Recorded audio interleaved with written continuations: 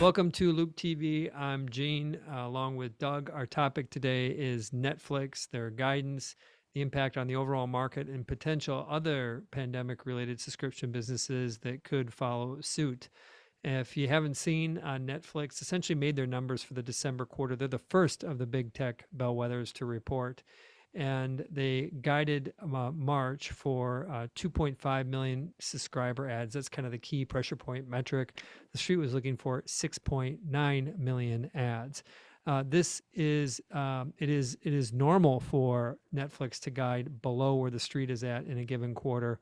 However, that normal is typically 10 to 30%. We're talking greater than 50% of a decline or a adjustment to outlook in this case, which does catch our attention. And another factor they did mention, and Doug can help decode this language, but they talked about acquisition trends relative to pre-pandemic. So maybe before we talk about the bigger picture related to the market more broadly, can you kind of zero in on that commentary that stuck out to me about the pre-pandemic acquisition? I'll read the commentary. Basically, in the prepared shareholder letter, the company wrote that acquisition growth has not yet reaccelerated to pre-COVID levels. And that's something that, to your point, I think it set an alarm off for both of us, thinking about maybe some of the challenges we started to see last quarter with companies like Zoom, companies like DocuSign, some of these kind of stay-at-home stocks, the beneficiaries Peloton. of COVID. Peloton, even worse, yeah, unfortunately. And it just feels like there's still this normalization that we haven't figured out yet. To me, that's the biggest takeaway here from that particular comment, and also that guidance that was far below what the street was expecting. And specifically, it's related to just the behavior around acquiring customers has not returned to where it was in 2019, which suggests maybe did they pull forward some subs essentially from the last couple of years, kind of similar to at a much smaller scale, but similar to what happened to Peloton. Is that essentially what they're saying? I think it is. There's maybe an implication there to be sort of read between the lines. It certainly seems like all these businesses pulled some demand forward. I think something like Netflix to me is a little bit different of an animal than Zoom, and certainly than Peloton. I mean, Peloton, it's the perfect use case. If you can't go to the gym, I think Netflix has always had this sort of tailwind of persistent and growing demand as they go into new markets, and then they've got great original content, and now even doing original content for local markets. I mean, I think they've got a good long-term story probably still. Netflix has always been, for me, the FAANG that sticks out, where it always felt like it was much more expensive than the rest. And I'm talking about on a cash flow basis, not just earnings. I don't think this has done anything to help that story. So it's always been one that I've had a hard time with. But I think you have to give them credit if we step aside and say, okay, 20% down in the aftermarkets. Fact of the matter is, they're still the biggest at this point, I think, content creator in the world. None of this has changed that. They're going to continue to invest billions in content next year, the year after, and ongoing. And I think their catalog just keeps getting better and better. So it's hard to get away from Netflix. They do have something that's persistent there, even if the growth wasn't there in Q1. I think the bigger takeaway from our perspective is just, I think, the shockwave that it sends through the rest of big tech and just the market more broadly.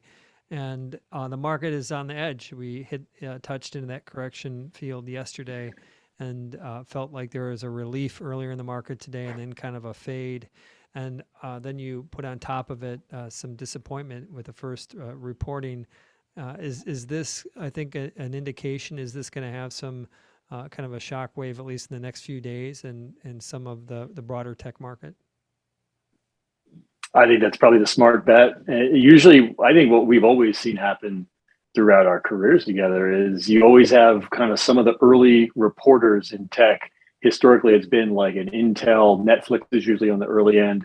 Last quarter, it was Snapchat, and they talked about the IDFA issues, and that sort of sent waves through a lot of the rest of the ad players, in the internet space. And so for this one, I do think it's hard to get away from the feeling that the next couple days, until we get another perspective from bigger tech earnings, I just think people are going to be skeptical. They're going to point to Netflix and say, here's a bellwether that, really is facing some difficult headwinds. You have to adjust numbers in a big way. I don't think people are going to want to step in front of too many earnings after that. A word that I don't like, which is hate, and here we are. I think that probably best describes the general mood around investors versus tech, and I think that may kind of invoke an even further step down here with these Netflix results. You mentioned Snap, you mentioned IDFA, and kind of the read through to some other of the ag companies. What's the read through, maybe on a fundamental basis, to other companies, whether it's DocuSign or Zoom? I think it's probably a little bit more limited. I mean, the Snap one was very related. I mean, we knew that if Snap was having problems with IDFA, there would certainly be some trickle down to some of the other big players. Facebook obviously had some issues, Twitter to a lesser extent because they're more brand than DR.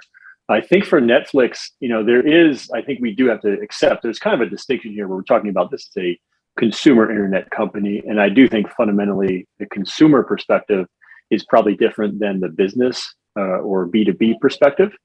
And so, I think that we should be cautious going into things like Zoom and DocuSign, but probably not put as much weight as the market might put in to these results for them, and acknowledge that there is just a different customer at play here. Relative to the rest of tech, I think the same thing is true. The thing about Netflix that's unique is, they're not as susceptible to some of these trends in the ad industry. Obviously, what happens with Google, I think, will be a really good barometer. Facebook, Meta, same thing for some of the more ad-related names. I don't think Netflix's performance should have as much of a bearing on them, but I don't think they'll be spared in the next couple of days from it. And in my perspective from DocuSign and Zoom, maybe to zero in on that kind of pandemic-related SaaS, those types of companies, is that we have seen some moderation from both of those in terms of their growth when they reported the September quarter for different reasons. It's a different business, but it still plays into a view of when you do see a moderation of growth rate, it usually takes a couple quarters for it to settle itself out. These are both great companies, DocuSign and Zoom. We don't own them. I would suspect that we're, barring any sort of massive movements here, we'll probably sit tight in the near term and just wait to see how they would report. And again, unless there's some major correction before then. But always never a dull moment. And they've set the table here, Netflix, for what will be, I'm sure, a memorable earnings season. I'm going to give you a last word, Doug. Well, as we're simple, one day we'll have something positive to say about tech. I don't know when, but eventually it'll happen. And can't wait for that day. Can't wait to find the plus button on the keyboard, the addition button.